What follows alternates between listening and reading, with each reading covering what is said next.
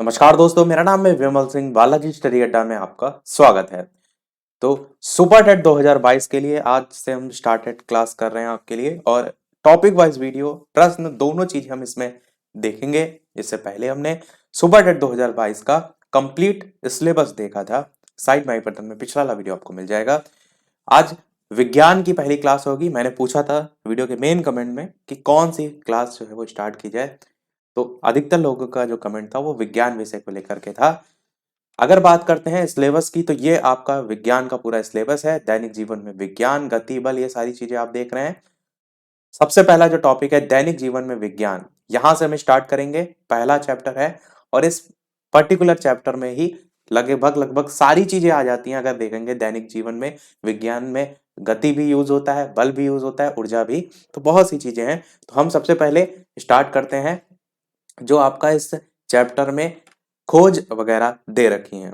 तो सबसे पहला, जड़ी बूटियां जो हैं उनको दवा के रूप में प्रयोग करने वाले महान चिकित्सक जो है वो कौन थे? तो ये जो है वो चरक थे।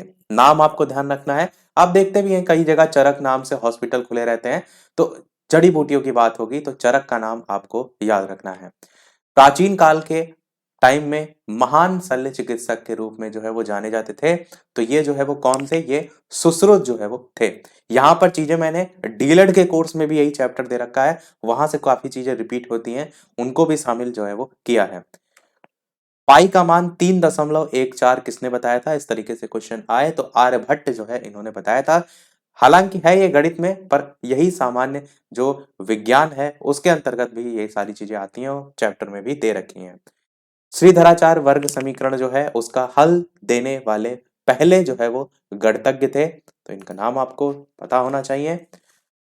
आगे बात करते हैं। तो पौधों की संवेदनशीलता का सबसे पहले पता किसने जो है वो लगाया था? तो जगदीश चंद्र बोस ने जो है वो लगाया था। इस प्रकार पॉइंट पॉइंट के रूप में हमने चीजें लिखी हैं। लास्ट में हम प्रश्न भी देखेंगे जो कि इन पॉइंट पर आधारित ना होकर के अलग से होंगे। तो पौधों की संवेदनशीलता का सबसे पहले पता किसने लगाया? जगदीश चंद्र बोस ने। चेचक की वैक्सीन की बात करें तो उसकी खोज किसने की थी? तो एडवर्ड जेनर जो है उन्होंने की थी। ध्यान रखिएगा, एडवर्ड जेनर। पेनिसिलिन बहुत पूछा जाता है, तो पेनिसिलिन की खोज किसने की थी? अलेक्जेंडर फ्लेमिंग ने जो है वो की थी। इंपॉर्टेंट है आपका पेनिसिलिन, इसको याद जरूर रखिएगा। यहाँ से पूछा भी जा चुका है बहुत से जो एग्जाम्स है उनमें प्रश्न। अगला देखते हैं, रेडियम और पोलोनियम की खोज किसने की थी? तो मैडम क्यूरी ने की थी। और ये कहाँ की वैज्ञानिक थी? तो पॉलिश वैज्ञानिक जो है वो थी। तो रेडियम और पोलोनियम दोनों ध्यान रखिएगा। रेडियम अधिकतर जगह देखते हैं, पर पोलोनियम भी आपके कोर्स में जो है वो दे रखा है। तो इसकी खोज किसने की थी? Madam Curie. और कहाँ की रहने वाली थी? पॉलिश वैज्ञानिक थी। आगे बात करते हैं, ग्रामोफोन और विद्युत की खोज किसने की? विद्युत ना कह करके विद्युत बल्ब कहिए, क्योंकि विद्युत बल्ब की खोज और ग्रामोफोन दोनों की खोज किसने की थी? तो थॉमस एडिसन या थॉमस अल्वा एडिसन। आपने विद्युत बल्ब में अवश्य नाम सुना होगा। मोस्टली सभी लोग विद्युत बल्ब के जो आविष्कारक थे उनका नाम जानते हैं, पर यह भी ध्यान रखिएगा कि ग्रामोफोन का भी आविष्कार थॉमस एडिसन जो है इन्होंने ही किया था। इसको जरूर ध्यान रखिएगा। दूरबीन की खोज की बात करते हैं, किसने की थी? तो गैलीलियो ने जो है दूरबीन की खोज जो है वो की थी। अगला पॉइंट आपका, रेडियो की खोज किसने जो है वो की थी? तो रेडियो को याद रख सकते हैं, मैंने काफी बार आपको बताया है। अब देखते हैं ना कि रेडियो वगैरह नहीं चल रहा होता है तो क्या करते हैं, उसमें कोहनी मारते हैं। तो उससे क्या होता है, जैसे पुरानी टीवी होती थी ना, उसको थोड़ा ढाप ढाप करके थोड़ा सा मार देते थे तो चलने लगती थी। वही चीज रेडियो के साथ है। रेडियो नहीं चल रहा है तो आप क्या करेंगे? मार कोहनी। तो कोहनी जो है आप मारेंगे तो रेडियो चलने लगेगा। ऐसे आप जो है इसे याद रख सकते हैं। आगे बात करते हैं, परमाणु बम का आविष्कार किसने किया था? तो ऑटो हॉर्न ने जो है वो किया था। और परमाणु बम को आप ऐसे याद रख सकते हैं, कहीं भी बम जो है वो रखा है तो अब जब आप इसमें आग लगा देते हैं, अगर नॉर्मल वाले छोटे बम की बात करें तो वो ऑटो अपने आप जो है वो दगता है। ऐसा नहीं है कि फिर उसमें कुछ करना पड़ता है। तो ऑटो से ऑटो हॉर्न थोड़ा सा आप जोड़ सकते हैं। ऑटो हॉर्न जो है परमाणु बम के आविष्कारक जो है वो थे।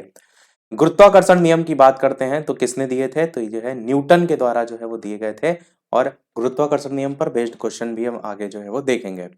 आगे बात करते हैं, तो आपका प्राथमिक विद्युत सेल, इसकी खोज किसने की थी?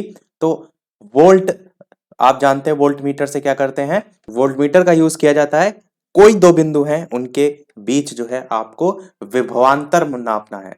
वोल्टमीटर ध्यान रखिएगा, आपसे पूछा जा सकता है, ये सारी चीजें आपके कोर्स में जो है वो है। तो वोल्ट मीटर जो है किसको नाप रहा है, विभवांतर को नाप रहा है। और विभवांतर किससे संबंधित है, कहीं ना कहीं वैद्युत से संबंधित है। तो विद्युत सेल को थोड़ा सा उससे जोड़ सकते हैं, प्राथमिक विद्युत सेल वोल्टा, ध्यान रखिएगा, वोल्ट मीटर से वोल्टा को जोड़ सकते हैं। तो आपका यहाँ पर वोल्टा जो है वो सही होगा। डायनमो की खोज किसने की थी, तो ये जो है वो माइकल फेराडे जो है, इन्होंने जो है वो की थी डायनमो की खोज। डायनमो से एक क्वेश्चन सबसे ज्यादा पूछा जाता है जिसको आपको याद रखना है कि ये किससे किसको परिवर्तित करता है। तो यांत्रिक ऊर्जा, आपको याद रखना है किसको, यांत्रिक ऊर्जा जो है इसको वैद्युत ऊर्जा में जो है वो बदलता है। ये पूछा जाता है आपसे डायनमो जो है परिवर्तन के संदर्भ में। पर अगर यही पूछ लिया जाए वैद्युत मोटर, तब आपका जो है वो अपोजिट हो जाएगा। तब वैद्युत मोटर जो है वो वैद्युत ऊर्जा को यांत्रिक ऊर्जा में जो है वो परिवर्तित करता है। यानी कि डायनमो पूछा जाए तो यांत्रिक ऊर्जा को वैद्युत ऊर्जा में, वैद्युत मोटर पूछा जाए तो वैद्युत ऊर्जा को यांत्रिक ऊर्जा में परिवर्तित करता है। आगे बात करें, एक्सरे की खोज किसने की थी, तो विलियम रॉन्टजन ने की थी। जितने भी आविष्कार आप देख रहे हैं इस पहले चैप्टर के कोर्स में यही है आपके, तो इनको एकदम रट लीजिएगा और डेली डेली याद करते हुए चलिए। ऐसा ना सोचिएगा कि जब पेपर आएगा तब हम याद करेंगे। तो एक्सरे की खोज विलियम रॉन्टजन ने। परमाणु भट्टी की खोज की बात करें किसने की थी, तो फर्मी ने जो है परमाणु भट्टी की खोज जो है वो की थी। किसने की थी, फर्मी ने। परमाणु भट्टी को ही हम न्यूक्लियर रिएक्टर भी कह सकते हैं। और इसमें होता क्या है, जो नाभिकीय श्रृंखला अभियान अभिक्रियाएं होती है ना, रिएक्शंस होती हैं, वो सब आपको इसमें जो है वो कराई जाती हैं। तो आपको याद रखना है फर्मी जो है उन्होंने खोज की थी। टेलीविजन की खोज किसने की थी, तो जॉन लॉगी बेयर्ड। इसको मैं पहले भी आपको ट्रिक से बता चुका हूं, अगर आपको याद होगा तो। आप देखते हैं अब जो भी आप मूवी देख लीजिए, कोई आप सीरियल देख रहे हैं, अधिकतर वैसे मोस्टली मूवी में ही आपको देखने को मिलता है। जब मूवी शुरू होती है तो उसमें क्या स्टार्टिंग में बताया जाता है कि धूम्रपान करना स्वास्थ्य के लिए हानिकारक है। तो उसी से ही आप थोड़ा सा धूम्र के साथ साथ शराब भी लिखा रहता है ना, तो शराब को याद रखिए बियर से।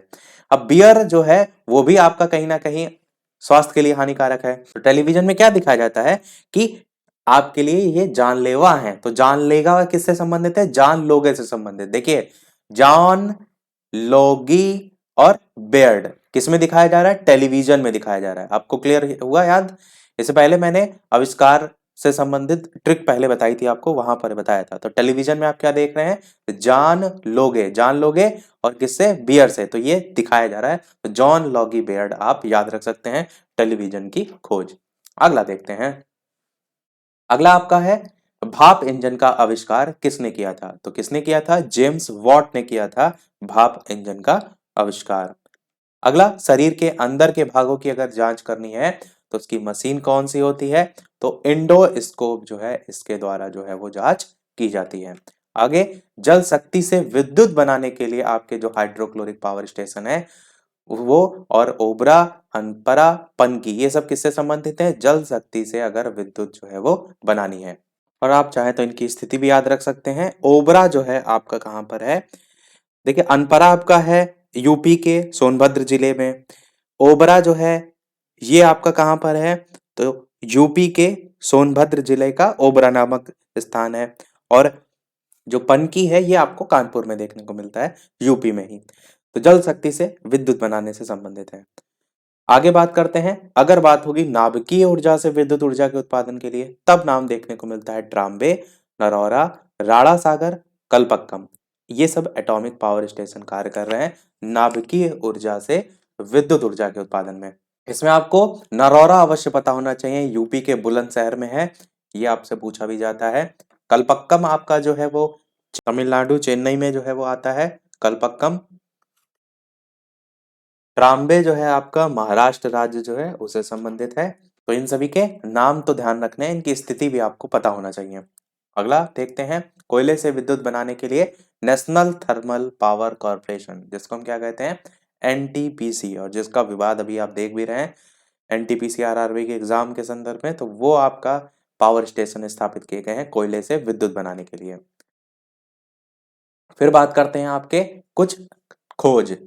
बाईसाइकिल की खोज आपसे पूछी जाएगी, तो आप देखिए कैसे याद करेंगे, आसान सा है कि आप बाईसाइकिल जो है इस तरीके से कुछ बनती है, पता नहीं, हाँ ऐसे कुछ होती है। तो अब आप क्या कर रहे हैं, इससे मिलने के लिए जा रहे हैं। मैकमिलन, मिलन वर्ड लिखा है, तो बाईसाइकिल से जो है आप कहाँ जा रहे हैं, मिलने के लिए जा रहे हैं, तो मैकमिलन आप आसानी से याद रख सकते हैं। आगे बात करते हैं, कंप्यूटर की खोज चार्ल्स बेबेज जो है उन्होंने की थी। कताई मशीन की खोज जो है वो सैमुअल क्रॉम्पटन जो है उन्होंने की थी। ये आपका आदि माँ लिखा हुआ है, क्रॉम्पटन। क्रॉम्पटन ने की थी किसकी, कताई मशीन की खोज सैमुअल क्रॉम्पटन ने। डायनमो की खोज पूछी जाती है, इसको जरूर ध्यान रखिएगा, तो माइकल फैराडे जो है इन्होंने जो है वो की थी। ट्रैक्टर की खोज किसने की थी, तो रॉबर्ट फॉर्मिच जो है इन्होंने की थी ट्रैक्टर की खोज। थोड़ा सा ट्रिक से भी जोड़ सकते हैं, अगर ट्रैक्टर जो है वो रोबोट चलाएगा, रोबोट से रॉबर्ट, तो उसकी आंखें क्या होंगी, मिच जाएंगी। आंखें बंद होना क्या होता है, मिच जाएंगी, मतलब उसको नहीं दिखाई देगा, ऐसे थोड़ा सा फॉर्मिच को जोड़ सकते हैं, ट्रैक्टर की खोज रॉबर्ट फॉर्मिच। आगे बात करते हैं, थर्मामीटर की खोज किसने की थी, तो थर्मामीटर की खोज डैनियल गैब्रियल फॉरेनहाइट। इनके नाम में ही फॉरेनहाइट है और इसीलिए आप देखते हैं टेम्परेचर भी आपको सेल्सियस फॉरेनहाइट में देखने को मिलता है। तो फॉरेन थर्मामीटर की खोज डेनियल गैब्रियल फॉरेनहाइट। लेजर की खोज किसने की थी, तो थियोडर मेमन जो है इन्होंने की थी, और इनके सबके सन भी हैं। जैसे लेजर की खोज जो है इन्होंने 1960 में की थी, पर उतना बहुत ज्यादा डिटेल में हो जाएगा, मुझे नहीं लगता कि आपको सन याद करने की आवश्यकता है। पूछा जाएगा तो कहीं ना कहीं आविष्कारक या तो फिर पर्टिकुलर जो चीज है, जैसे मैंने बताया था डायनामो और वैद्युत मोटर, उसके बारे में पूछा जा सकता है। तो लेजर की खोज कैसे याद रख सकते हैं, आप देखते हैं ना लेजर की जो लाइट की इंटेंसिटी होती है बहुत तेज होती है, तो अचानक से अगर किसी के ऊपर आप मारेंगे तो वो डर जाएगा और डर के मिमियाने लगेगा, ऐसे आप याद रख सकते हैं। थियोडर में डर भी आ रहा है और मिमियाने से मेमन, तो लेजर की खोज थियोडर मेमन, लेजर की खोज थियोडर मेमन। आगे बात करते हैं फाउंटेन पेन की खोज। अब फाउंटेन पेन अगर आपने कभी यूज किया है तो उसमें क्या होता है, उसमें इंक भरी रहती है, और इंक कैसी होती है, वाटर बेस्ड होती है, तो वाटरमैन आपको याद करने में बिल्कुल भी कठिनाई नहीं होगी। फाउंटेन पेन की आप निब देखेंगे आगे की, तो इस तरीके से होगी, आप उसको सर्च कीजिएगा उस पे गूगल पे, तो उसकी आप देखेंगे तो इस तरीके से होगी। तो वाटरमैन जो है उन्होंने खोज की थी। ट्रांसफार्मर की खोज किसने की थी, तो माइकल फेराडे ने। ये क्वेश्चन भी आपसे पूछा जा सकता है, पूछे देखिए कोई भी जा सकता है, क्योंकि एग्जामिनर अगर थोड़ा सा लेवल ज्यादा बढ़ाएगा, पूछा कोई भी जा सकता है। वैसे पर कुछ कुछ क्वेश्चन है जो और एग्जाम में भी रिपीट होते रहते हैं, इसलिए मैंने आपको बताया ट्रांसफार्मर की खोज माइकल फेराडे। अब विद्युत पंखा व्हीलर ने खोज की थी। व्हील आप जानते हैं क्या होता है, व्हील होता है पहिया, पहिया को कहते हैं व्हील, और व्हील क्या होता है, गोल गोल गोल गोल घूमता है, जब चलता है तो नाचता है ना, तो विद्युत पंखा भी ऐसे ही चलता है आपका, जब गोल गोल घूमता है, तो उससे व्हील वर्ड से व्हीलर जो है वो जोड़कर याद रख सकते हैं। ट्रिक से जोड़ के याद रखने का एक फायदा ये है कि आप चार ऑप्शन में कंफ्यूज नहीं होंगे। आगे बात करते हैं अब प्रश्नों की। जितनी हमने चीजें देखी उनको याद कर लीजिएगा। अब हम टोटल 20 प्रश्न देखेंगे, लास्ट में एक क्वेश्चन आपसे पूछेंगे, और ये जो क्वेश्चन अभी हमने चीजें पढ़ी उस पर बेस्ड नहीं होगा, ये सब नए क्वेश्चन होंगे। ऐसे ही सिचुएशन बेस्ड आपके जो क्वेश्चन देख रहे हैं आपको पेपर में भी देखने को मिलेंगे। दैनिक जीवन में विज्ञान का मतलब है कि आपको जो सिचुएशन बेस्ड क्वेश्चन है, जैसे कि यहाँ पर ही पूछा गया मतने के पश्चात क्रीम का दूध से अलग होना, तो इस तरीके के क्वेश्चन पूछे जाएंगे। साथ ही साथ सभी लोग, जितने भी लोग वीडियो देख रहे हो, लाइक और शेयर करना ना भूलिएगा, आपके लिए यहाँ पर सारी मेहनत की जा रही है, तो बस अपना साथ देते रहिए और मैं आपके लिए इसी प्रकार बेहतरीन से बेहतरीन जो टॉपिक हैं, चीजें हैं, वो लेकर आते रहूँ। तो सबसे पहला प्रश्न बताइए कि क्रीम का दूध से अलग हो जाने का कारण क्या होता है, गुरुत्वाकर्षण बल, ससंजक बल, अपकेंद्रीय बल, इनमें से कोई नहीं। मथने के पश्चात आप देखते हैं क्रीम अलग हो जाती है, तो आंसर की बात करते हैं इन चार ऑप्शन में से, तो आपका अपकेंद्रीय बल जो है वो सही होगा। अब देखिए समझते हैं अपकेंद्रीय बल होता क्या है। अपकेंद्रीय बल को कहते हैं सेंट्रीफ्यूगल फोर्स। जब जो सेंटर पॉइंट होता है, केंद्र होता है, उससे बाहर की ओर बल लगता है, जैसे यहां पर केंद्र है, इससे बाहर की ओर जब बल लगेगा तब आपका होगा अपकेंद्रीय बल। बस इतना सा ध्यान रखिए। और जस्ट अपोजिट होता है आपका अभिकेंद्रीय बल में। अभिकेंद्रीय बल में उल्टा होता है, यानी कि केंद्र की ओर बल लगता है।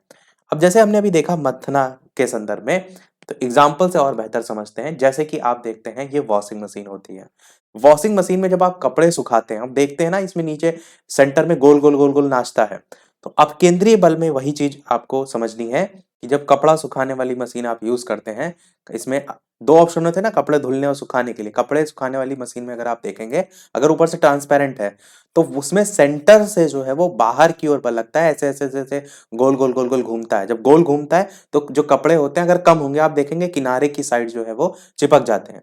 तो ये जो चीज है, केंद्र से बाहर की ओर जो बल लगता है वो कहलाता है अपकेंद्रीय बल। इसी का एक और एग्जांपल जो यहाँ पूछा गया था कि जब आप मथते हैं तो मथने के पश्चात क्रीम का दूध से अलग हो जाना। अब इस तरीके से आप देखते हैं, ये लग्गी इस तरीके से जो है वो लकड़ी रहती है और नीचे इस टाइप से गोल गोल होता है। अब जब आप क्या करते हैं, इसमें ये जो रस्सी होती है इसको इधर से ले जा करके खींचते हैं, एक साइड एक बार खींचते हैं तो ये घूम जाती है इस तरफ, और फिर अगर इधर वाला खींचते हैं तो वापस से घूम जाती है। तो घूमने का कहने का मतलब है कि पूरी जो रोटेशन होती है वो चलती रहती है। अब रोटेशन जब होती है तो इसी से ही केंद्र से बाहर की ओर आपका बल कार्य करता है और केंद्र से बाहर की ओर फेंकता है, और क्या बनता है आपका, क्रीम जो है वो दूध से अलग हो जाती है। तो ये किसका एग्जाम्पल है, आपसे एग्जाम्पल पूछे जा सकते हैं, तो ये एग्जाम्पल है आपका अपकेंद्रीय बल का। और जो इंग्लिश में याद रखना चाहें, सेंट्रीफ्यूगल फोर्स जो है इसे आप कहते हैं। और अब बात करते हैं आपका अभिकेंद्रीय बल की। जस्ट इसका अपोजिट होगा। जैसे हमने देखा था केंद्र से बाहर की ओर लग रहा था, इसमें अपोजिट है। अगर ये केंद्र है तो बाहर से अंदर की ओर आपका जो है लगता है, या जिसको हम केंद्र की ओर भी कह सकते हैं, वो आपका क्या होगा, वो होगा अभिकेंद्रीय बल, जिसे हम सेंट्रीपिटल फोर्स जो है वो कहते हैं। अब देखिए, केंद्र की ओर जो बल लगता है इसको आप याद कैसे रखेंगे, कई बार क्या होता है कंफ्यूज हो जाते हैं। अब यहां से वर्ड पकड़िए, ये क्या लिखा है, अभी। अभी मतलब होता है तुरंत के लिए, कहते हैं ना कि अभी अभी आओ। तो क्या कह रहा है ये, अभी जो है वो केंद्र की तरफ आओ, यही तो बोल रहा है ये। इसके शब्द को पकड़िए, कह रहा है अभी से अभी, और केंद्र से मतलब केंद्र की ओर आओ। तो जब बात होगी अभिकेंद्री की तो आप समझ जाएंगे केंद्र की ओर आना है। यही तो हमने बताया कि अभिकेंद्री में क्या है, केंद्र की ओर आना है। अपकेंद्री में क्या है, जस्ट अपोजिट, केंद्र से बाहर की ओर जाना है। तो आपको केवल एक याद रखना है, दूसरा तो जस्ट इसका अपोजिट हो जाएगा।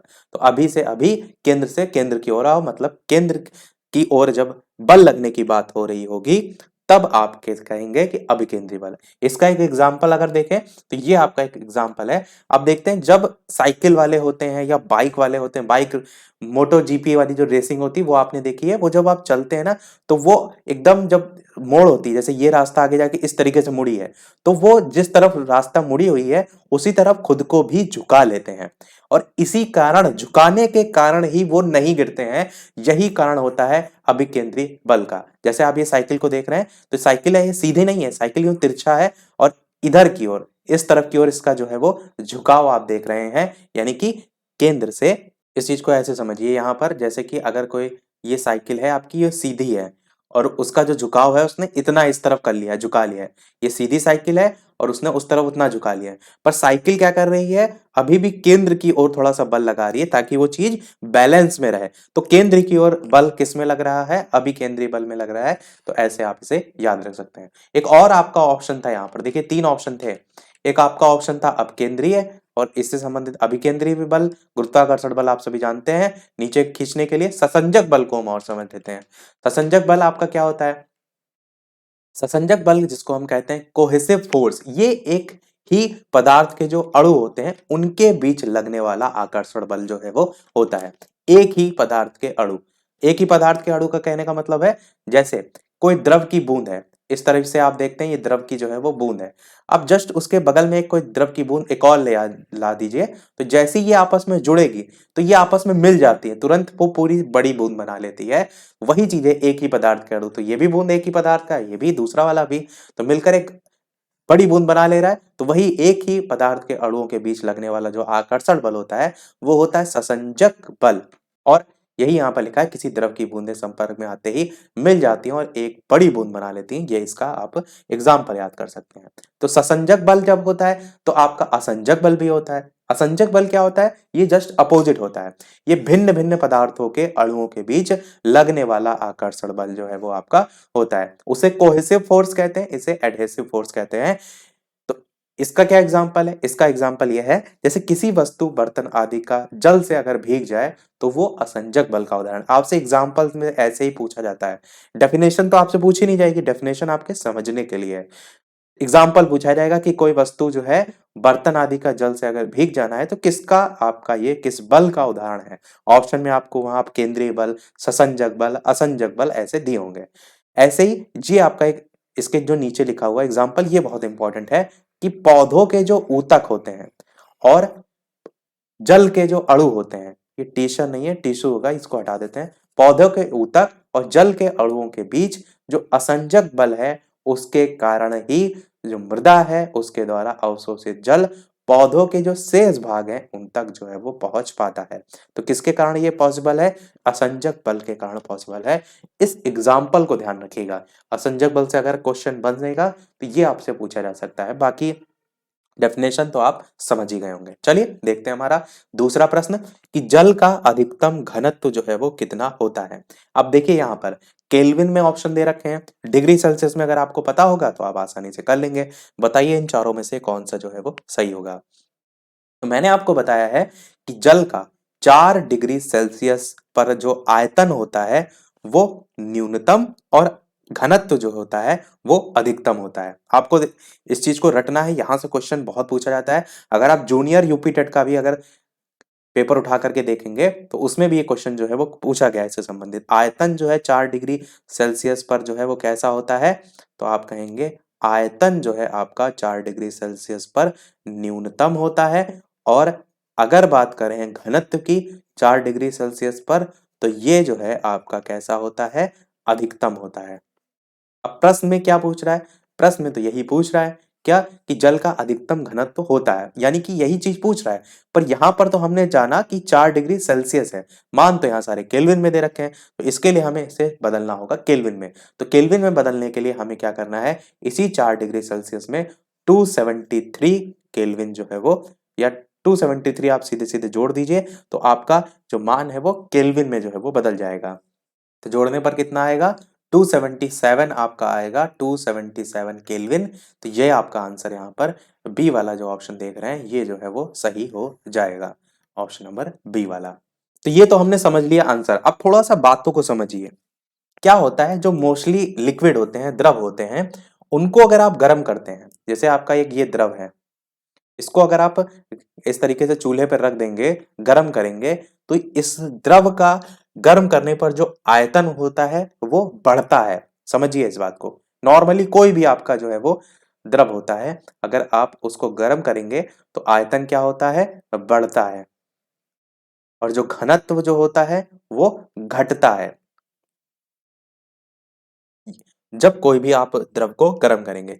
लेकिन जो पानी होता है उसका व्यवहार थोड़ा सा 0 से 4 डिग्री सेल्सियस के बीच में अगर बात करें, 0 डिग्री सेल्सियस से 4 डिग्री सेल्सियस के बीच में अगर बात की जाए, तो यहां पर थोड़ा सा उल्टा होता है। कैसे उल्टा होता है? क्योंकि हमने अभी देखा कि आयतन आपका न्यूनतम हो जाता है और घनत्व आपका अधिकतम हो जाता है। यानी कि यहां पर तो हम देख रहे थे कि कोई भी आप पानी को गर्म कर रहे हैं तो उसका आयतन बढ़ रहा है, पर इस कंडीशन में ऐसा नहीं होता। यहाँ पर आयतन क्या होता है, न्यूनतम होता है आपका, और घनत्व क्या होता है, ये आपका अधिकतम होता है। तो इस चीज को आपको जो है वो ध्यान रखना है। और जब 4 डिग्री सेल्सियस के ऊपर निकल जाएगा तब आपका ये चीज नॉर्मल हो जाएगी, तब आपका फिर यहाँ पर आयतन फिर बढ़ने लगेगा और घनत्व जो है वो घटने लगेगा। अब इसी पर्टिकुलर जो मैंने पॉइंट बताया, इससे बहुत डिफरेंट डिफरेंट टाइप के क्वेश्चन आपसे बनाए जा सकते हैं कि क्या होता है जब जल को 0 से 4 डिग्री या 4 डिग्री सेल्सियस पर, या 0 से 4 डिग्री सेल्सियस तक गर्म किया जाता है। आयतन बढ़ता है, आयतन घटता है, घनत्व कम होता है,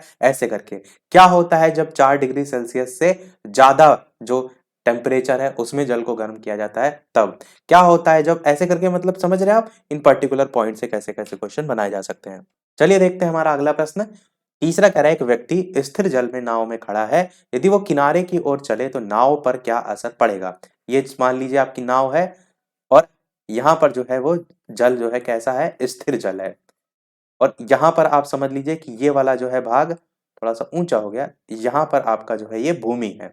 अब यहाँ पर कोई व्यक्ति जो है वो खड़ा हुआ है, अब आप खुद से सोच कर देखिए, ये यहाँ खड़ा हुआ है और कह रहा है स्थिर जल है उसमें नाव में खड़ा है, यदि वो किनारे की ओर चले या आप कह सकते हैं यहाँ से बाहर की ओर इस जो भूमि वाला भाग है उस पर कूदे भी, तो इस स्थिति में जो नाव होगी उस पर क्या प्रभाव पड़ेगा? नाव किनारे की ओर ही बढ़ेगी, यानी कि जिधर वो कूद रहा है उसी साइड भागेगी, या किनारे से दूर पीछे भागेगी, या नाव पर कोई फर्क ही नहीं पड़ेगा, स्थिर रहेगी, या केवल दूर जाएगी? कौन सा इनमें से सही होगा? तो ये आपका जो नियम है, पहले आंसर की बात करते हैं, तो आपका किनारे से दूर पड़ेगी या दूर भागेगी, इस तरीके से आप कह सकते हैं। पड़ेगी नहीं, बढ़ेगी कहिए। दूर बढ़ेगी। अब देखिए आप आगे कूद रहे हैं तो जो नाव है उस पर बल पीछे की ओर काम करेगा, तो आप आगे कूदेंगे तो नाव क्या होगी? पीछे की ओर भागेगी। ये किसका नियम है? ये नियम है आपका न्यूटन का। न्यूटन ने अपना जो नियम दिया था और उस नियम का नाम था क्रिया प्रतिक्रिया का नियम। ध्यान दीजिएगा, कौन सा नियम? क्रिया प्रतिक्रिया का नियम। आपसे ऐसे भी क्वेश्चन पूछा जा सकता है, यहाँ पर तो ऐसे पूछ लिया गया कि किनारे की ओर बढ़ेगी, किनारे की ओर दूर घटेगी, या इस तरीके से क्वेश्चन आपसे ऐसे भी पूछा जा सकता था कि ये किस नियम पर आधारित है, वहां पर चार ऑप्शन दे दिए जाएंगे। तो न्यूटन का जो क्रिया प्रतिक्रिया का नियम है, इसके कारण आपका जो बात इन्होंने कही थी वो कही थी प्रत्येक क्रिया के बराबर परंतु विपरीत दिशा में प्रतिक्रिया होती है। मतलब जितना आप उधर कूदेंगे उतना ही प्रतिक्रिया पीछे की साइड होगी। और क्रिया प्रतिक्रिया का नियम न्यूटन का कौन सा नियम है? तो ये न्यूटन का तीसरा नियम जो है उसमें आता है। तो इस चीज को भी ध्यान रखिएगा, कौन सा नियम करके भी पूछ लिया जाता है कि क्रिया प्रतिक्रिया का नियम किसे कहा जाता है, तो तीसरे नियम को न्यूटन के कहा जाता है। चौथा प्रश्न, यदि प्रेशर कुकर जो है उसके अंदर का जो उच्चतम तापमान है वो किस पर डिपेंड करेगा? अब देखते हैं, गैस पर आप कुकर रख देते हैं, जैसे आपको आलू उबालने हैं तो आपने गैस पर रख दिया। अब डिपेंड किस पर करेगा? ऊपर का जो छेद होता है, आप देखते हैं कुकर जो है उसमें ऊपर सीटी लगी होती है, और सीटी से पहले उसमें छेद होता है, उसके ऊपर सीटी लगी रहती है। तो सीटी जो है वो उस पर रखा गया वजन के समान होता है, और जो उसमें छेद होता है जो उस सीटी को कवर कर रहा है वो उस छेद की यहाँ पर बात की गई है कि ऊपर के छेद का जो क्षेत्रफल है और उस पर रखा गया वजन उस पर डिपेंड करेगा, उसके अंदर का उच्चतम तापमान, या ऊपर के छेद के क्षेत्रफल और पकाए जाने वाले पदार्थ पर डिपेंड करेगा, या फिर ऊपर के छेद पर रखा गया वजन में पकाए जाने वाले पदार्थ पर, वजन व पकाए जाने वाले पदार्थ पर, और या फिर ऊपर के छेद के केवल और केवल क्षेत्रफल पर। तो किस पर जो है ये डिपेंड करेगा? प्रेशर कुकर के अंदर जो आप देखते हैं, आप कुछ भी रखते हैं गैस पर, उसके बाद उसमें हाई टेम्परेचर हो जाता है, तो उच्चतम तापमान किस पर डिपेंड करेगा? आंसर की बात करते हैं, पहला वाला ही सही हो जाएगा। ऊपर जो क्षेत्रफल होता है उस छेद का, और साथ ही साथ उस पर रखा गया वजन। उस पर रखा गया वजन क्या है? वो कुकर की जो सीटी होती है ना, वो उसका वजन है, तो उस पर डिपेंड करेगा। पांचवा प्रश्न आपका है, जब कुएं से पानी की बाल्टी को ऊपर खींचते हैं तो हमें महसूस होता है कि जो बाल्टी है वो पानी की जो सतह है उससे ऊपर भारी हो गई है, या फिर पानी की जो सतह है उससे ऊपर हल्की हो गई है, पानी की सतह से बाहर आकर स्थिरता खो बैठी है, या पानी से बाहर आकर उसके द्रव्यमान में प्राप्ति हुई है। अब समझिए क्या कह रहा है। जैसे आप देखते हैं कि ये पूरा कुआं है इतना, और कुएं में इतना जो है वो वाटर लेवल है। जब बाल्टी आप खींचते हैं, जब बाल्टी पानी के अंदर है, जैसे ही वो पानी के ऊपर आती है, इस चीज को समझिए, आप ऊपर कुआं से खींच रहे हैं बाहर खड़े होके, तो जैसे ही वो पानी से ऊपर आती है, तो वही कह रहा है पानी की सतह से ऊपर आकर, ऊपर आकर वो भारी हो जाती है। आप कहेंगे नहीं, ऐसा बिल्कुल नहीं है। जब तक आप पानी में रहती है तब तक आप महसूस करेंगे कि वो हल्की है। तो वही है। अच्छा, पहली वाली लाइन आपकी सही कह रहा है, क्योंकि कह रहा है ना पानी की सतह से ऊपर जब आएगी तब आपको महसूस होगा कि अरे ये तो बहुत भारी है। जब तक आपकी पानी में रहेगी आप खींचते जाएंगे, खींचती जाएगी, खींचती जाएगी, जैसे ही आपकी पानी के ऊपर आएगी तब आप देखेंगे कि पानी की सतह से ऊपर आकर वो भारी हो गई है। तो हल्की तो नहीं होगी, हल्की तो नहीं होगी, तो सेकंड वाला ऑप्शन कट जाएगा। पानी की सतह से बाहर आकर स्थिरता खो बैठेगी, ऐसा तो बिल्कुल भी नहीं है। और पानी से बाहर आकर उसके द्रव्यमान में प्राप्ति हुई है, तो ऐसा भी नहीं है, द्रव्यमान जितना था वही रहेगा। तो ए वाला आपका सही होगा कि पानी की सतह से ऊपर जैसे आएगी आपको लगेगा कि भारी हो गई है। और ये किस नियम के कारण होता है, ये भी चीज को समझ लीजिए। ये आर्किमिडीज का जो सिद्धांत है उसके अकॉर्डिंग होता है। आर्किमिडीज जो थे उन्होंने क्या कहा था? उनके अनुसार किसी वस्तु का भार पानी के अंदर कम और पानी की सतह के ऊपर अधिक प्रतीत होता है। ये उनके एग्जाम्पल या उनका जो सिद्धांत है उसको अगर डिस्क्राइब करेंगे तो उसमें इन्होंने बताया कि जब कोई वस्तु या ठोस वस्तु द्रव में डुबोई जाती है, या पूर्ण या आंशिक रूप से डुबोई जाती है, तो उसके भार में कुछ कमी प्रतीत होती है। तो भार में ये जो आभासी कमी होती है उसके द्वारा वस्तु पर ऊपर की ओर लगाया गया जो बल होता है उसी के कारण होती है। वो बल कौन सा होता है? वो बल होता है आपका उत्प्लावन बल। और जब आपकी जो बाल्टी है वो पानी के ऊपर आ जाती है, मतलब जो पानी जहां तक था उसके ऊपर आ जाती है, तो वो उत्प्लावन बल क्या होता है? समाप्त हो जाता है। इसीलिए बाल्टी आपको फिर भारी महसूस होने लगती है। अगला, सोडा वाटर का आविष्कार किसके द्वारा जो है वो किया गया था? पित्रक सैमसन, जोसेफ प्रिस्टली, प्लिम्पटन या लियोनार्ड सैमसन। बताइए कौन सा सही होगा। आंसर की बात करते हैं तो ये जो है वो जोसेफ प्रिस्टली जो है, इनके द्वारा सोडा वाटर का आविष्कार जो है वो किया गया था। सोडा वाटर जो है ये एक प्रकार का कार्बोनेटेड जल होता है, आप ऐसे कह सकते हैं। इसका यूज काहे में होता है? तो औषधि में भी होता है, सामान्य पेय पदार्थ में भी होता है। आप केवल ये ध्यान रखिएगा कि इसके आविष्कार किसने किया था। अगला, भोपाल गैस त्रासदी जो है, इनमें से कौन सी गैस का रिसाव हुआ था? Methane, nitrous oxide, methyl isocyanate या फिर साइनोजेन। मैथिल कह लीजिए या मिथाइल कह लीजिए, नाम इसी का ही है। आंसर की बात करते हैं तो मिथाइल आइसोसाइनेट आपका जो है वो सही होगा। समय आपको याद रखना है 1984 में मध्य प्रदेश जो है वो जगह थी। मध्य प्रदेश के भोपाल जो है वो शहर में ये जो गैस है उसका रिसाव हुआ था। समय 1984 में, और डिटेल में याद रखना चाहते हैं तो 3 दिसंबर 1984 का टाइम था। और इसे भोपाल गैस कांड के नाम से जानते हैं, भोपाल गैस त्रासदी के नाम से जानते हैं। भोपाल में आपकी एक कंपनी थी जिसका नाम था यूनियन कार्बाइड। क्या नाम था? Union carbide. इसी यूनियन कार्बाइड में, इस पर पूरी आप देखेंगे तो डॉक्यूमेंट्री भी बनी हुई है, अगर आपको थोड़ा सा इंटरेस्ट है तो आप चाहें तो देख सकते हैं। तो यूनियन कार्बाइड नामक कंपनी जो है, इसके कारखाने में से एक जहरीली गैस का रिसाव हुआ था, जिसमें लगभग 15,000 से ज्यादा लोग जो है वो मर गए थे। तो मिथाइल आइसोसाइनेट आपको जो है वो ध्यान रखना है। आपके मन में ये आएगा कि मिथाइल आइसोसाइनेट से लोग अगर मर गए तो फिर इस गैस को क्यों बनाया जा रहा था? क्या इसका यूज है? तो इसका यूज जो है वो किया जाता है कीटनाशक के रूप में। अब कीटनाशक के लिए तो यूज कर रहे हैं, पर कहीं लीक हो गई तो ये जो है वो स्वास्थ्य के लिए भी हानिकारक है। तो कीटनाशक में जो है इसका यूज किया जाता है। 8वां प्रश्न देखते हैं। रेफ्रिजरेटर में सामान्यतः किस शीतलक का प्रयोग जो है वो किया जाता है? बताइए इनमें से कौन सा सही होगा।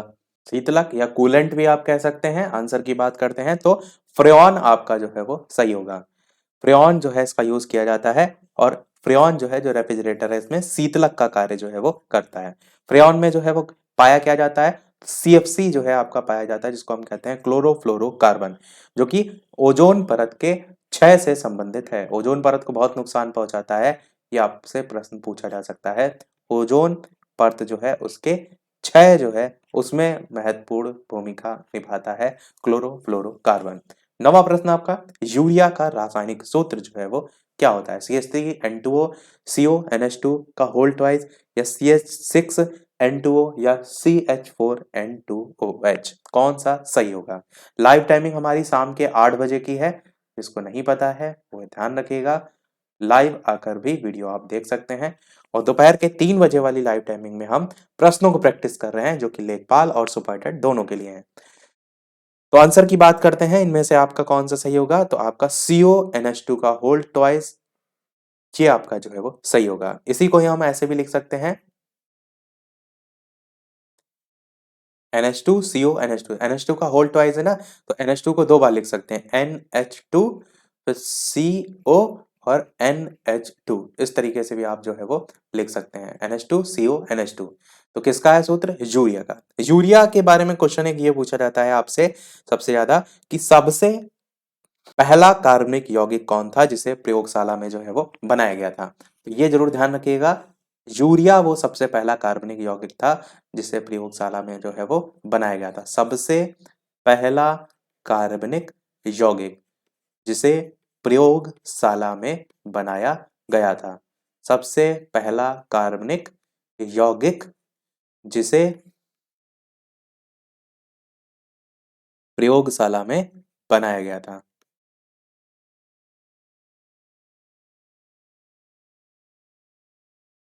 तो इतना जरूर ध्यान रखिएगा। अब इसका यूज क्या है यूरिया का? तो यूरिया का यूज जो है, जो फसल होती हैं उनको नाइट्रोजन की पूर्ति कराने में जो है ये यूज होता है। एक क्वेश्चन ऐसे भी आ सकता है कि यूरिया में किसकी प्रेजेंस सबसे ज्यादा होती है? तो नाइट्रोजन की परसेंटेज सबसे ज्यादा होती है। और कितनी होती है? तो लगभग आपकी 42% जो है ये होती है इस तरीके से। और काम क्या है, फसलों को नाइट्रोजन, अब नाइट्रोजन का परसेंटेज सबसे ज्यादा है, तो इससे ये क्लियर हो रहा है कि नाइट्रोजन जो की पूर्ति फसलों को कराता है। ये एक आपका उर्वरक के रूप में काम आता है, रासायनिक उर्वरक के रूप में। उर्वरक क्या होते हैं, जैसे आप देखते हैं ना कि आपको भूख लगती है, आप खाना खाते हैं तो आपको एनर्जी मिलती है, सेम वही काम पेड़ पौधों के लिए। पेड़ पौधों को भी यूरिया जो है या खाद जिसको कहते हैं, उससे क्या मिलता है, पोषण मिलता है। आगे बात करते हैं, अमोनियम सल्फेट का रासायनिक सूत्र जो है वो क्या होता है, बताइए। CH3H2O, CO NH2 का होल ट्वाइस, NH4 का whole twice, SO4, CH4N2OH, ammonium sulphate. और मैं आपको सजेशन इतना देना चाहूंगा कि जितनी भी चीजें आप देख रहे हैं इनको याद जरूर कर लीजिएगा। केवल देखने मात्र से आपको चीजें नहीं याद होंगी, कोशिश ये कीजिए कि एक से ज्यादा बार वीडियो देखिए, पर याद जरूर जो है वो कर लीजिएगा। आंसर की बात करते हैं तो आपका अमोनियम सल्फेट का सूत्र होता है NH4 का होल ट्वाइस SO4, ये जो है इसका सूत्र होता है। ये आपका एक क्रिस्टलीय, रंगहीन और जल में घुलनशील लवण होता है। विशेषता भी आपसे ऐसे पूछी जाती हैं कि ये क्या इनमें से जल में घुलनशील नहीं है, इस तरीके से तो जल में जो है ये विलय लवण होता है, यानी कि घुल जाता है। और आपका इसका जो जलीय विलयन होता है वो क्या होता है, उसकी प्रकृति कैसी होती है, तो वो अम्लीय होती है। ऐसे भी आपसे क्वेश्चन आता है, जलीय जो विलयन है उसकी जो प्रकृति हो है वो कैसी होती है, अम्लीय होती है। ये तो आपको क्लियर हो गया कि जल में विलय है इसीलिए जलीय विलयन होगा। जल में विलय मतलब समझ रहे, जल में घुल जाता है, तो जल में घुला है, लवण है, इसीलिए इसका जलीय विलयन क्या होता है, अम्लीय होता है।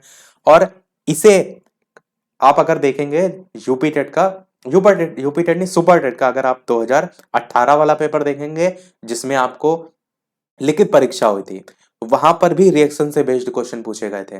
तो रिएक्शन आपको ऐसे पता होना चाहिए कि अमोनियम सल्फेट बनता किससे है। तो ये अमोनिया गैस, किससे बनता है, ये अमोनिया गैस और सल्फ्यूरिक अम्ल, इनकी अभिक्रिया से जो है वो बनता है। क्वेश्चन आपसे पूछा जाता है, कैसे पूछा जाएगा कि क्या होता है जब अमोनिया गैस पर सल्फ्यूरिक अम्ल जो है प्रवाहित किया जाता है, या अमोनिया गैस और सल्फ्यूरिक अम्ल की अभिक्रिया होता है तो क्या बनता है।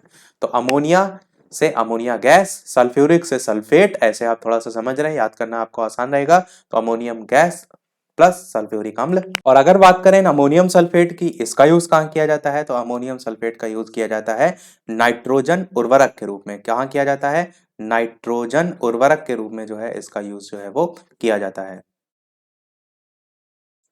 आगे बात करते हैं प्रश्न नंबर 11 कि निम्नलिखित में से कौन फास्फेट उर्वरक है, बताइए। Ammonium sulphate, urea, ammonium nitrate, super phosphate, कौन सा इनमें से जो है वो आपका फास्फेट उर्वरक है। आंसर की बात करते हैं इनमें से, तो आपका ऑप्शन यहाँ पर नाम से ही आपको क्लियर है, यानी कि सुपर फास्फेट जो है ये आपका फास्फेट उर्वरक में जो है वो आता है। और अमोनियम सल्फेट, यूरिया और अमोनियम नाइट्रेट, ये जो तीनों आप देख रहे हैं ये आपके नाइट्रोजनी उर्वरक में जो है वो आते हैं। मैंने आपको सबसे पहले यूरिया भी बताया, नाइट्रोजन की पूर्ति करता है, सबसे ज्यादा परसेंटेज 46% यूरिया में नाइट्रोजन का होता है।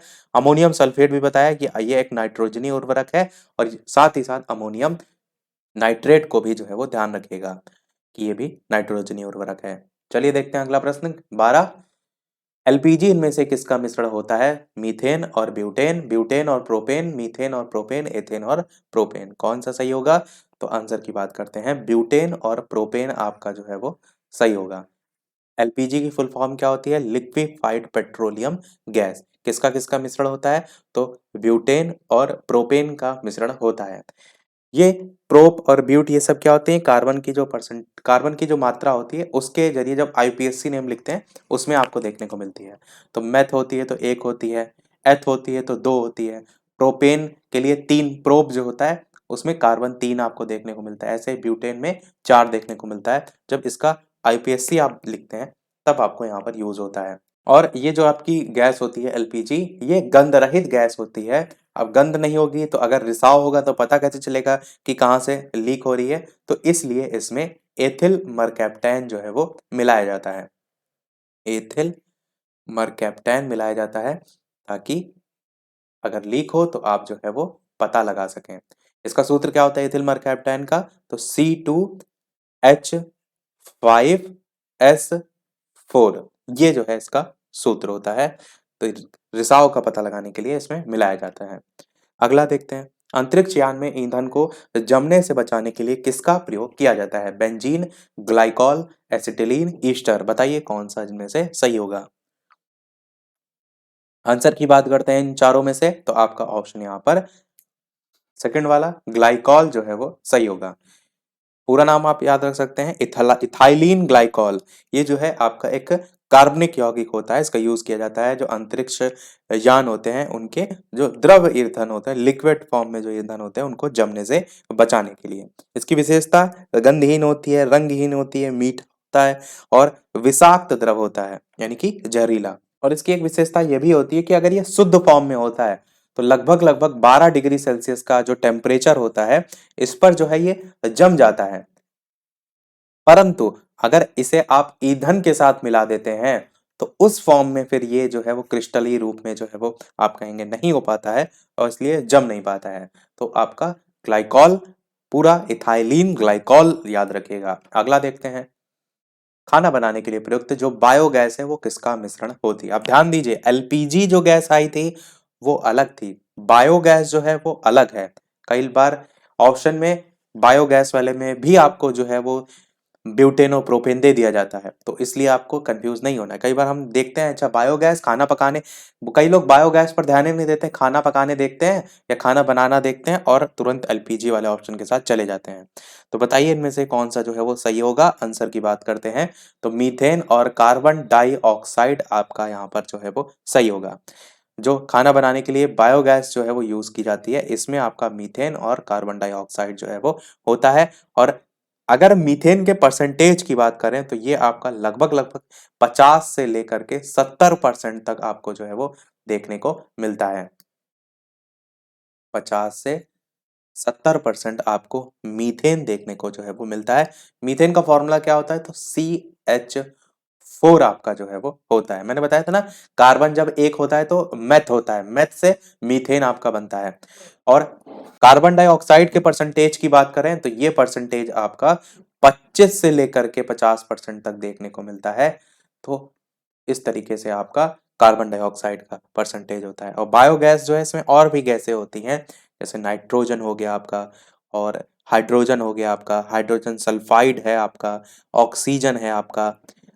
ये सब अलग अलग आप देखेंगे, इनके परसेंटेज देखने को मिलते हैं। टोटल 6 गैसों का मिश्रण होता है बायोगैस, पर आपको जो दो मोस्टली जो सबसे ज्यादा परसेंटेज है मीथेन और कार्बन डाइऑक्साइड, वो ध्यान रखना है। मीथेन और कार्बन डाइऑक्साइड में मीथेन का भी ज्यादा परसेंटेज होता है, ये भी ध्यान रखना है। 15 प्रश्न है, अंतरिक्ष यान में ईंधन को, ये हमने क्वेश्चन देख लिया था, तो इसका आंसर तो ग्लाइकॉल ही हो जाएगा, हमने पूरा देख भी लिया, तो ये तो हमारा जो प्रश्न है वो ग्लाइकॉल हो जाएगा।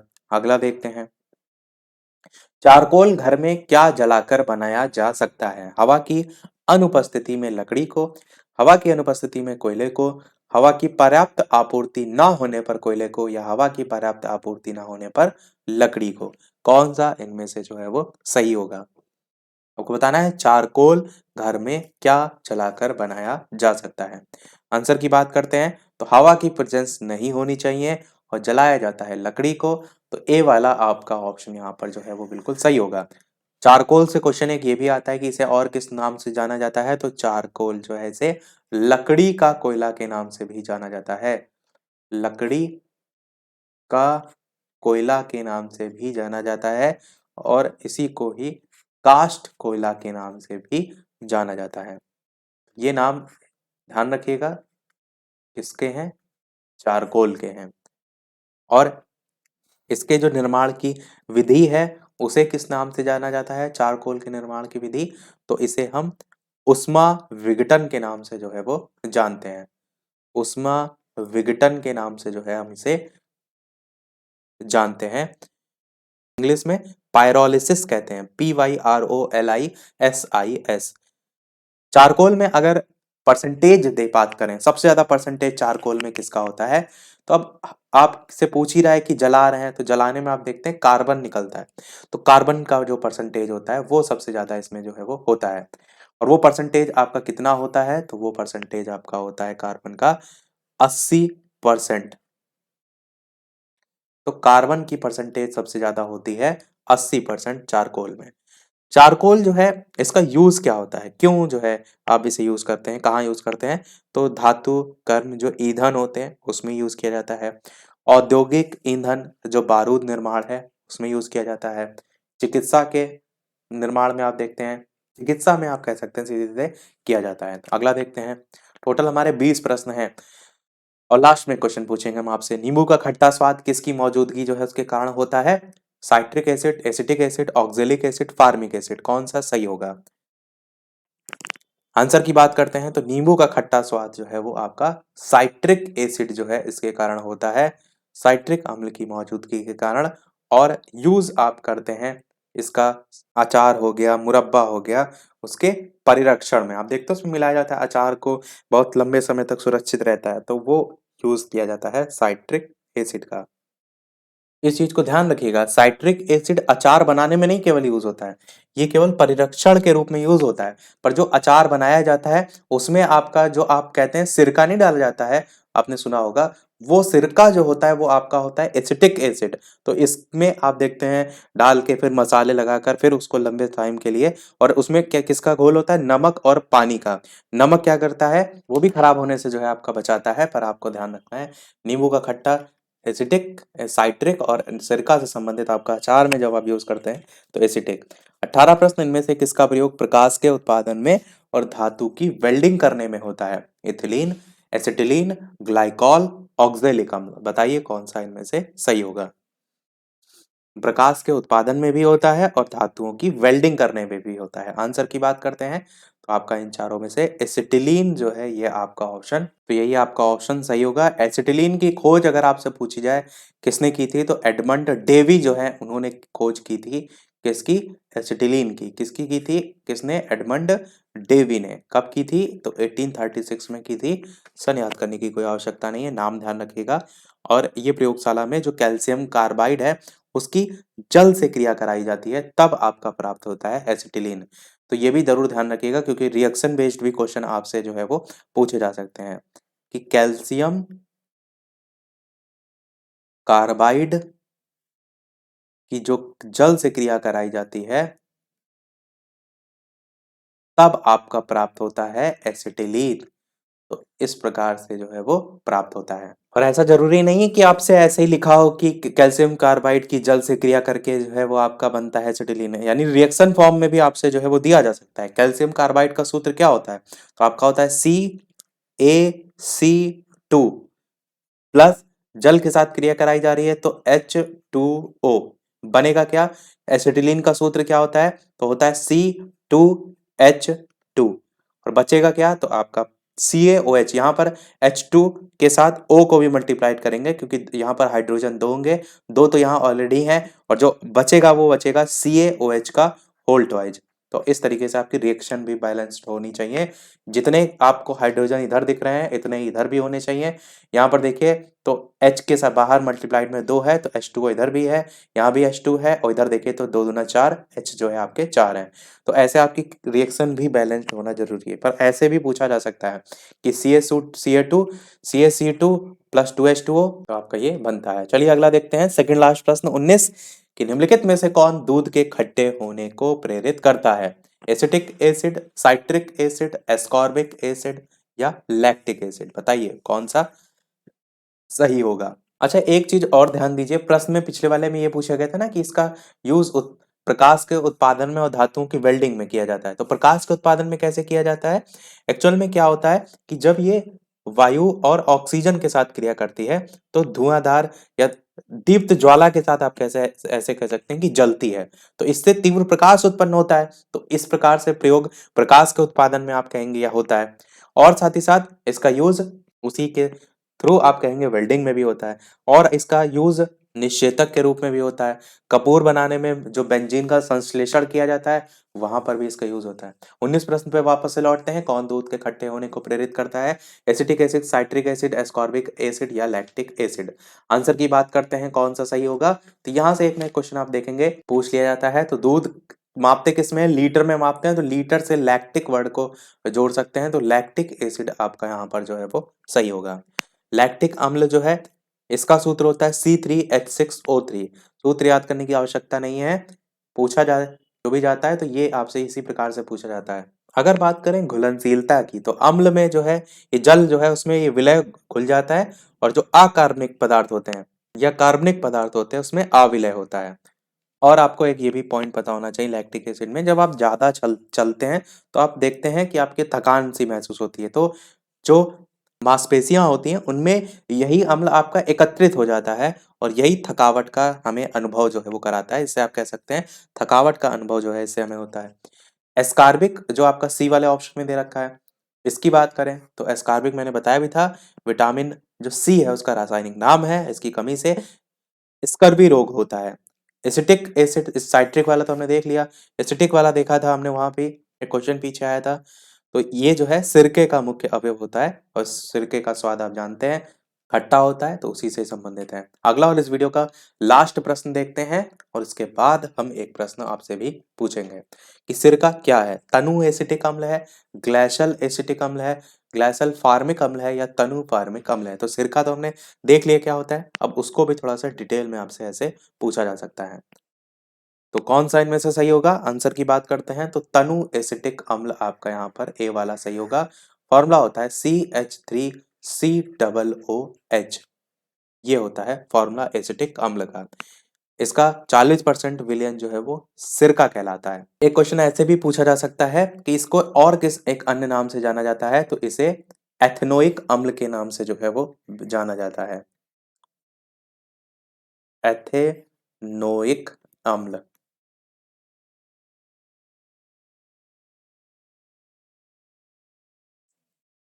तो इतना सा आप ध्यान रखिएगा। तो सभी प्रश्न आज के हमारे समाप्त हुए।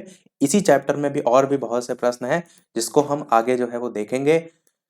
और साथ ही साथ चैनल पर नए हो आप सभी लोग, वीडियो को समाप्त करने से पहले तो सभी लोग वीडियो को लाइक कर दीजिएगा, शेयर कर दीजिएगा, और सब्सक्राइब करके भी अवश्य जो है वो जुड़ जाइएगा, ताकि आगे आने वाला कोई भी वीडियो आपसे मिस बिल्कुल भी ना हो। और शाम के 8 बजे की लाइव टाइमिंग हमने आपको पहले ही बता दिया। अब एक प्रश्न आपके लिए भी, जैसे कि सभी वीडियो में हम आपसे एक न एक प्रश्न पूछते हैं। इस वीडियो का आपके लिए प्रश्न है कि विरंजक पाउडर को तैयार करने में प्रयुक्त होने वाली गैस जो है वो कौन सी होती है। ए ऑप्शन है ऑक्सीजन, बी ऑप्शन है हाइड्रोजन, सी ऑप्शन है नाइट्रोजन, और डी ऑप्शन है क्लोरीन। तो इन चारों में से कौन सा सही होगा, अपना आंसर वीडियो के मेन कमेंट में टाइप करके बताइएगा। इसका आंसर हम अगली वाली क्लास में जो है वो देखेंगे। और यदि आपको कोई सुझाव हो कि किसी और चीज को भी शामिल किया जाए, तो भी कमेंट में अवश्य बताइएगा। अधिकतर लोग का साइंस को लेकर ही कहा गया था कि साइंस का ही टॉपिक वाइज वीडियो स्टार्ट कीजिए, इसलिए हमने साइंस का ही जो है वो स्टार्ट किया। तो आज वीडियो में इतना ही रखते हैं, फिर मिलते हैं अगले वीडियो में कुछ नए प्रश्नों के साथ, नए टॉपिक के साथ। तब तक के लिए नमस्कार, जय हिंद।